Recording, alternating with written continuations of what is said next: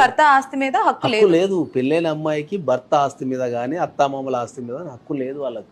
Okay. నేను దాన్ని చాలా కొన్ని లక్షల ఇంటర్వ్యూలో చెప్తున్నా దాన్ని. ఓకే.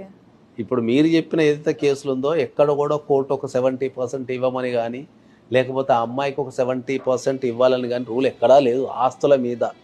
ఓకే. అమ్మాయికి ఉన్న రైట్ ఏముంది ఇండియాలో?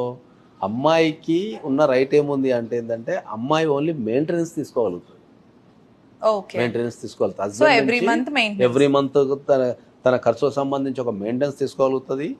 రెండోది వచ్చేసి ఆమె అలిమోని తీసుకోగలుగుతుంది. అంటే ఆమెకి ఏమైనా లాసెస్ అయితే, ఓకే. ఇప్పుడు మీకు లాసెస్ అంటే ఏంది అంటే, ఇప్పుడు ఒక అమ్మాయి జాబ్ చేసే అమ్మాయి ఉంది అనుకుందాం. ఆ అమ్మాయి ఏం చేస్తుంది, హస్బెండ్ ఏం చెప్తాడు, కండిషన్ ఏం పెడతాడు అంటే నువ్వు జాబ్ వర్కింగ్ చేస్తే నేను పెళ్లి చేసుకోను అన్నాడు అనుకుందాం. షీ విల్ సాక్రిఫైస్, అరే హస్బెండ్ కదా అని చెప్పేసి. దాని తర్వాత ఏమైనా ఇబ్బందులు ఎదురైతే ఆ లాస్ కాంపెన్సేషన్ కింద తీసుకునే అధికారం